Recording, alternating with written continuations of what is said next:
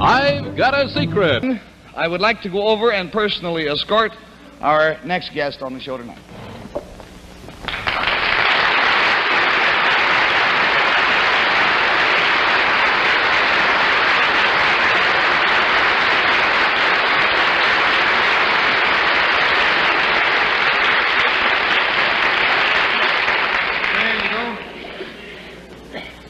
Now then, sir, will you tell our panel, please? Let's get in a little closer. Do you mind if I pull you in, sir? There we go. Will you tell our panel, please, what your name is and where you're from? My name's Samuel J. Seymour. I'm from Maryland. This is Mr. Seymour from Maryland. And we brought Mr. Seymour all the way up from Maryland, and by golly, he got in a hotel and fell down the steps and gave himself a shiner.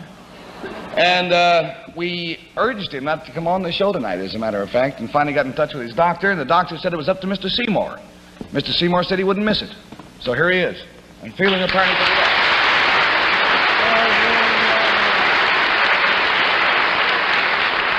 Now then, Mr. Seymour, how old are you, by the way, sir? 96. 96 years old.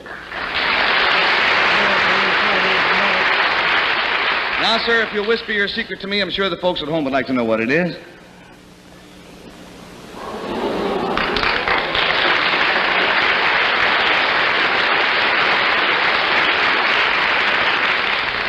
Well, now to help classify his secret, I will tell you it concerns something that he witnessed. And Bill Cullen, we'll start with you. Something that he saw, something he saw happen. This thing that Mr. Seymour saw, does it have historical significance? Does this have historical significance, Mr. Seymour? I would say yes, wouldn't you, sir?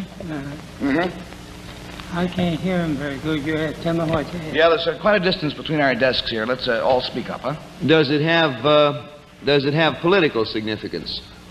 It had political significance at the time. Yeah. Yes. Well, if you're 96, that would make Mr. Seymour born in 1860. Henry is such a mathematician. Yeah. He's been writing over there all the time.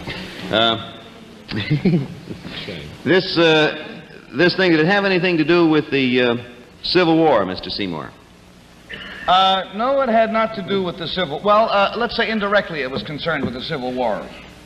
Did it all right, an answer? Mm-hmm. Did it concern a famous person in American history? Very well-known person. Did it concern a famous person, Mr. Seymour?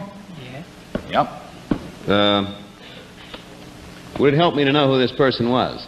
What did you say? He wants to know if it would help him to know who this person was, and he has to know who that is, yes. Did this man hold political office? Did this man hold political office, sir? Yeah. Yes. $20 down and $60 to go, and we go to Jane Meadows. McKinley. Mr. Seymour. Henry is being his usual helpful self by whispering to Jane, McKinley. And I'm not listening. Mr. Seymour, would this person have ever been president of the United States? Was he ever president, this man? Oh, I think he was once. Would it have been Abraham Lincoln? It was Abraham Lincoln, yes. You witnessed something to do with Abraham Lincoln. Was this a pleasant thing? Was it a pleasant thing you saw, sir? Not very pleasant, I don't think. I was scared to death, so. He said, no, he was scared to death. Would it have had anything to do with the President Lincoln's death, by any chance? Unfortunately, yes. Did Mr. Seymour witness the shooting of President Lincoln?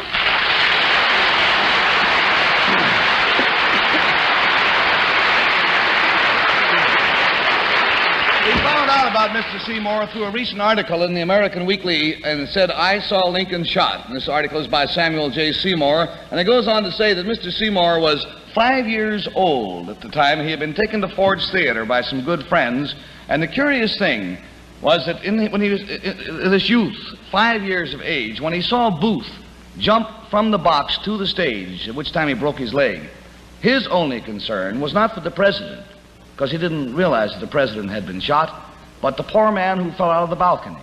And that's all of his memory is of going to the theater and seeing a man fall out of the balcony.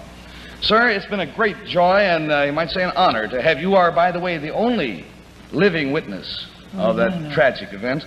And we are certainly going to forfeit the complete $80 to you just for your courage in coming here to see us tonight.